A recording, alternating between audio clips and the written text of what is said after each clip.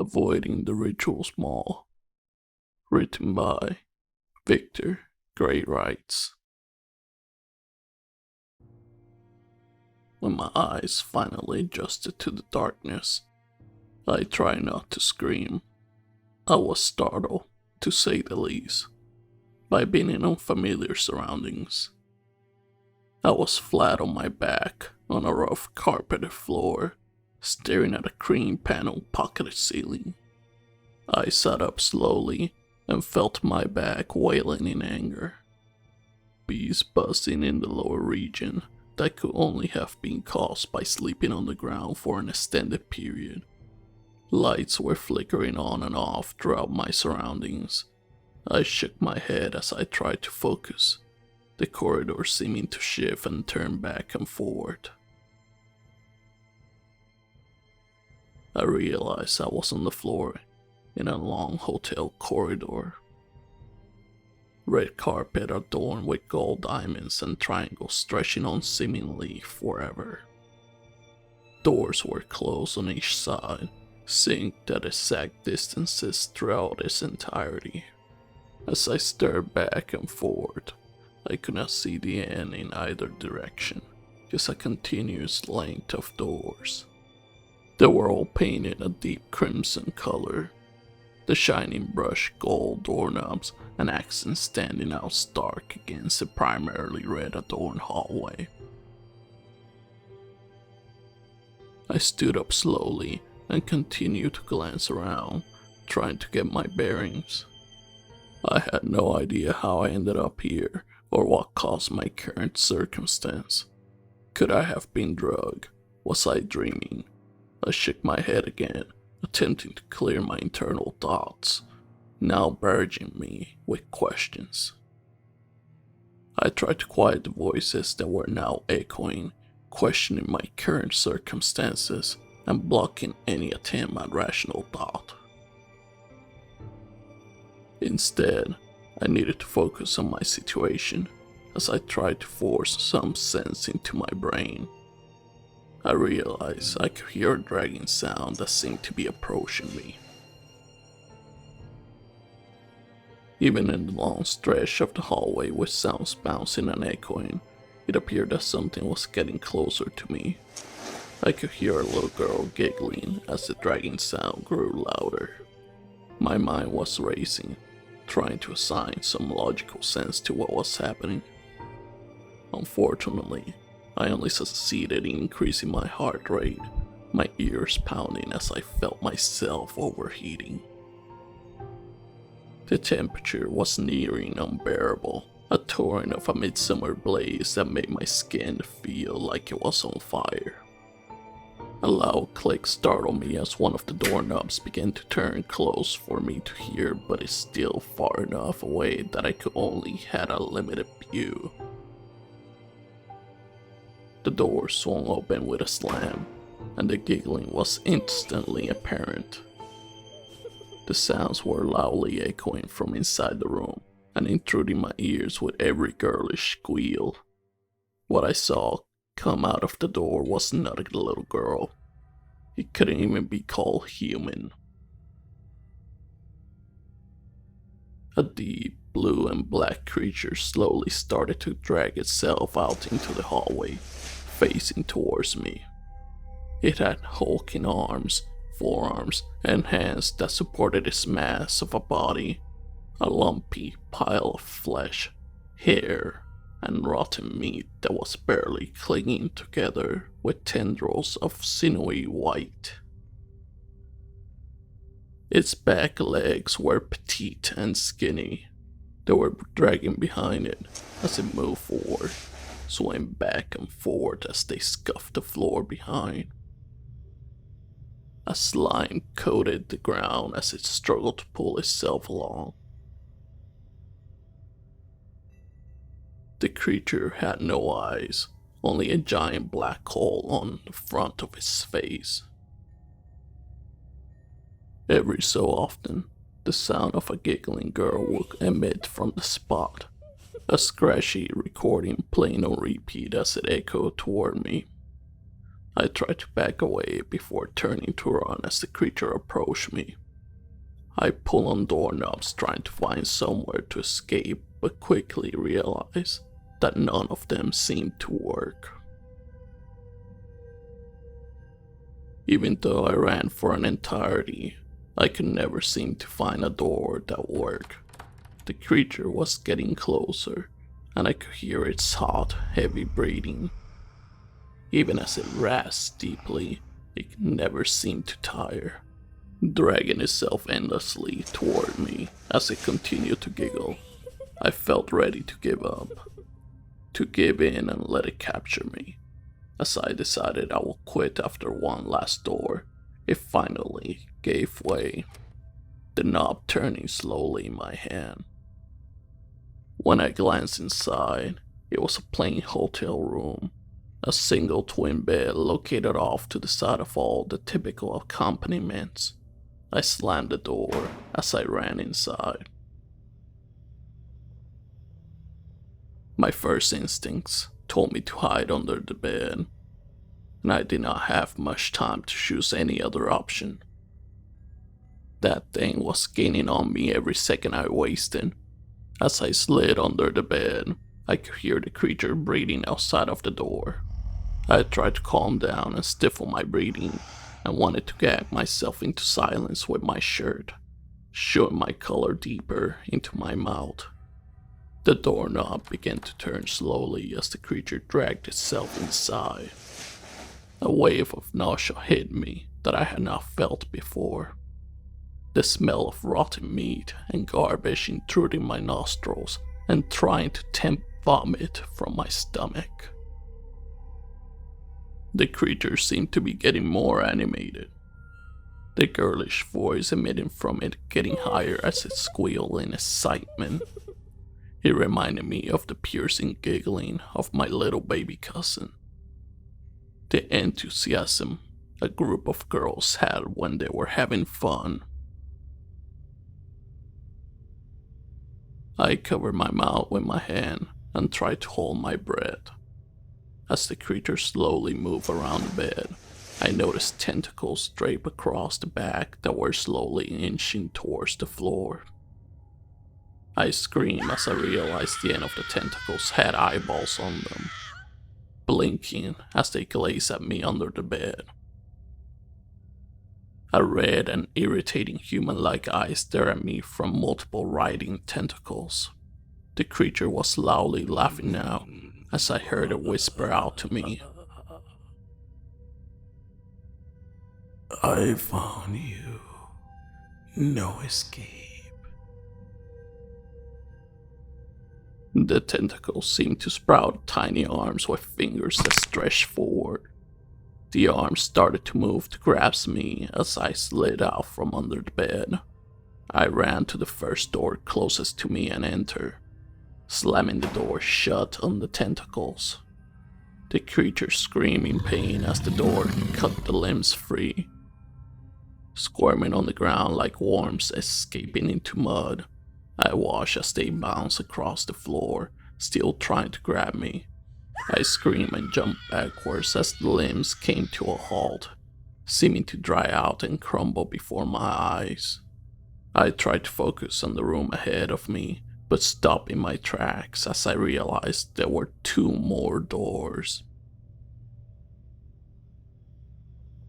They were each adorned with a gold plate, a word inscribed deeply into the name bezels.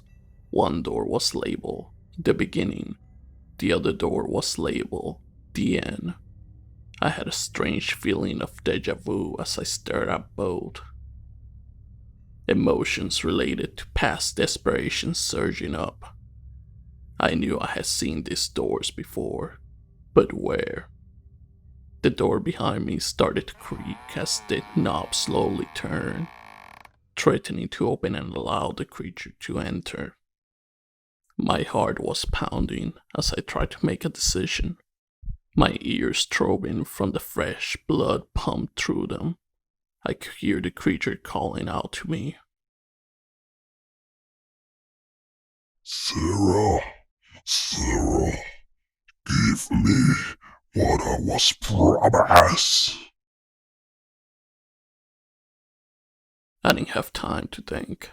I shook my head and tried to ignore the familiarity of the doors. I needed to escape, and this was the only way out. Beginning, and I closed my eyes and darted forward, grabbing a door at random. When I opened my eyes, I realized that I had selected the door label, the beginning. As I turned the cold metal, I could hear the creature continue to drag itself towards me. The crooning growling louder as it seemed to anticipate its meeting with me.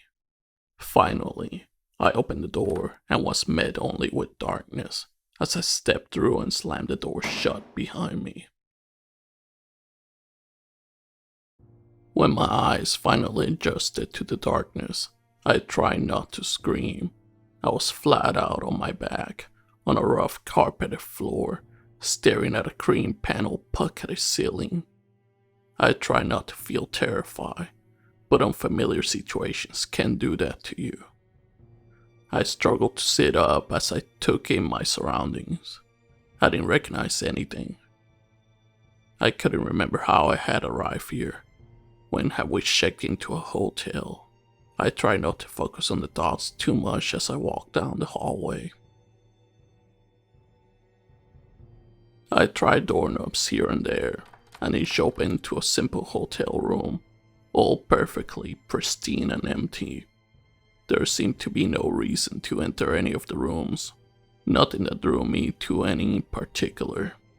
It felt like I had been walking for hours, but I had no way to tell the time. My legs were on fire as I forced myself forward, realizing that the corridor was getting even hotter. It seemed strange that I couldn't find an end, just walking on perpetually. Even as odd as it was, I still felt like I had a purpose here, something I needed to do, had to do. I grew tired of opening doors one after another and started to skip through them a couple at a time. Then, without warning, an entry in front of me blew open outward, slamming and falling off its hinges. As I stood in front of the entrance, I could see a small black book on the ground, a pack of liquid chalk next to it. The red was loose from the pack, lit off and rolling to the side. Next to the book was a large circle with a strange symbol painted around the inside edge, an unfinished shape in the center. It was weird. I thought I recognized the form, but I couldn't be sure from where. It almost looked like an incomplete symbol representing a serpent or a dragon, seemingly eating its tail, except it was missing some scales. I had never seen anything like it, despite the feeling of deja vu. I walked toward the book and flipped through it. All of the pages were empty except for two. One page had the finished symbol that seemed to be what was intended to be marked onto the ground. I nearly dropped the book as I realized it was addressed to me. There was large bold text on the page that simply read, Finish the invitation, Sarah. Add the remaining scales. As soon as I read the text, I felt compelled to follow the instructions and realized I was already holding the red chalk in my hand. I looked at the book as I added the remaining scales, carefully drawing in the almost football-like shapes across the creature's body. No sooner did I have finished, the symbol seemed to light up and begin to move, the shape rapidly spinning until it was a blur. The smell of rotting garbage hit me as a deep black hole formed in the center of the symbol, widening with every second. The first thing to exit the hole was a long, pale tentacle, almost skin color as they squirmed upward. They were fighting with one another, trying to be the first to escape from the spot. I realized as they moved about that there were eyeballs on the end, blinking as they took in their surroundings. They noticed me before long and seemed to try and reach out toward me, slithering along the floor in my direction. I stood and started to back away towards the entrance. My movements seemed to embolden the tentacles, and they started to move faster as the hole grew wider. I pinched my nose shut as the smell overwhelmed the small space. I stared at the hole as the mass started to push itself through, vibrating and pulsating as the slimy matted body exited. I could hear a girlish squeal as it continued to crawl outward, growing larger as the tentacles moved closer. I turned and ran out the door, fleeing down the hallway. I could feel my heart pounding in my ears, my chest heaving as I ran out of breath. I glanced back to see if it was following, and saw nothing, heard nothing. As I glanced backward, I felt myself slip and lose my balance in front of me, falling to the ground. I hit my head on the floor and fell unconscious before I could react. When I opened my eyes, I was standing in front of a pair of doors. How did I get here? I couldn't remember, but still questioned myself. I felt like I needed to choose, but frivolous questions were filling my mind with unease. I looked at the door in front of me and realized they were both labeled. The beginning, the end. How was I supposed to know which door to choose? Even as I tried to ignore the thoughts in my head, they continued to bombard me, and I struggled to decide. I was startled back into reality as I heard a girlish squealing from behind, chirping and screeching as if a young girl's birthday party was behind the door. I should have felt at ease, but for some strange reason, I felt sick. Felt like I needed to run. As the flight response kicked in, I decided to just pick a door at random. I closed my eyes and spun, rushing towards the door in front of me. As I grasped the cold metal doorknob, I opened my eyes and confirmed my selection. The end. I pulled the door open and stepped through. I was quickly enveloped in darkness as I continued to walk forward. There was no light coming from underneath the door behind me. It didn't feel like I was walking through a room or hallway. Almost like I was floating through empty space, even though my legs were propelling me forward.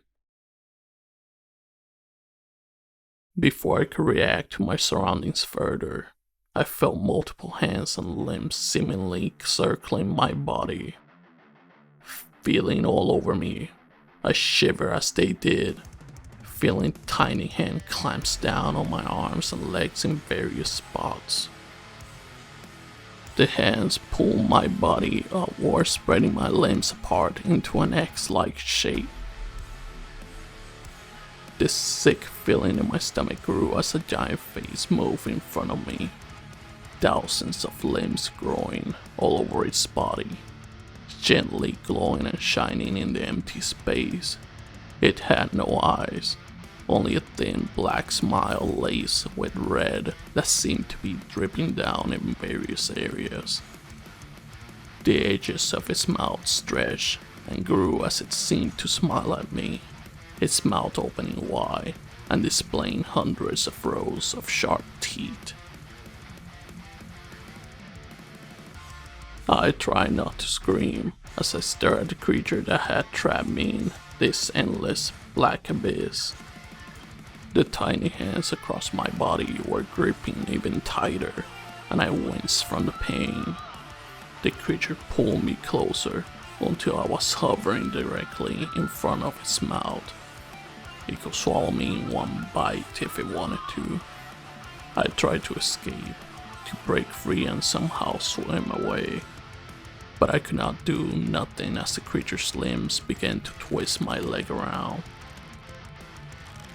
I screamed in pain as my leg was twisted and ripped off entirely, blood spraying and suspending in the air between us.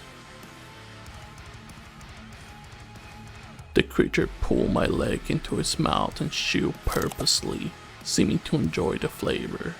I continued to scream until the pain dulled, and I was left to just quietly whimper as the creature slowly chewed my limb in its mouth. Then, as I stared at it, the mouth swallowed deeply and smiled once more, and a sentence invaded my thoughts. You've got sister bird. You have to give me more. Give me everything. I was confused as it spoke. My sister. What did my sister have to do with me being trapped in this endless torment? The creature seemed to sense my confusion, and one final thought invaded my brain. I was just taking it. I was going to just take it anyway. My screams were brief as the creature moved its tiny hands and limbs, twisting my remaining leg, arms, and head and ripping me apart as it laughed, pulling each segment inside of it and beginning to chew. The thoughts came rushing into focus at once. Everything I had experienced in the alternate hellscape of the hotel.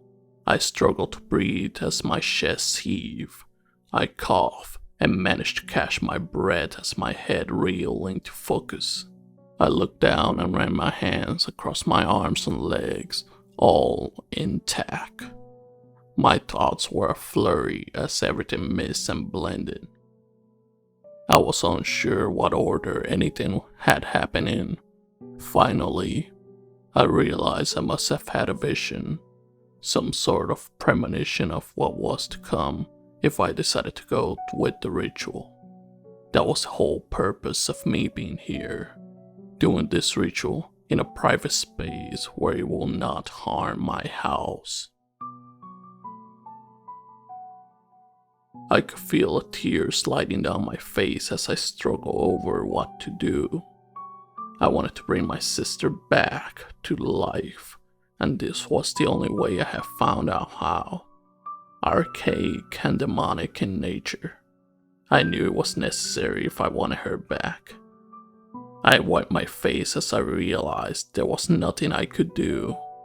This was just a trap, an entryway into an endless hell that I was lucky to avoid. Somewhere I will be forced to suffer for entirety and will likely never get my sister back. I slowly closed the book and put down the red chalk, leaving the book behind next to an unfinished symbol as I exited the room. I probably shouldn't have just left the book in that hotel room, a trap for someone else to find, but I wanted nothing more to do with it, not after what I had experienced. I felt like I was leaving a piece of me behind as I left the hotel. They called me later on for me to check out over the phone, but never mentioned anything being left behind in the room. Never mentioned the symbols I didn't clean up. I knew that someone else must have taken the book. I didn't know what happened to the symbol though. Like me, they will find instructions on bringing back the loved one and completing the ritual that had no mention of the sacrifice required. I pray they did not finish the symbol.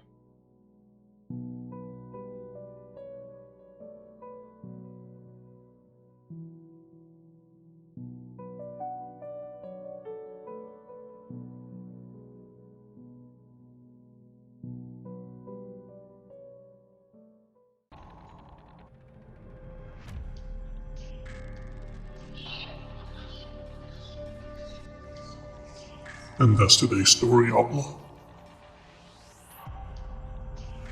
Be safe out there. And like always, I see y'all on the wayside.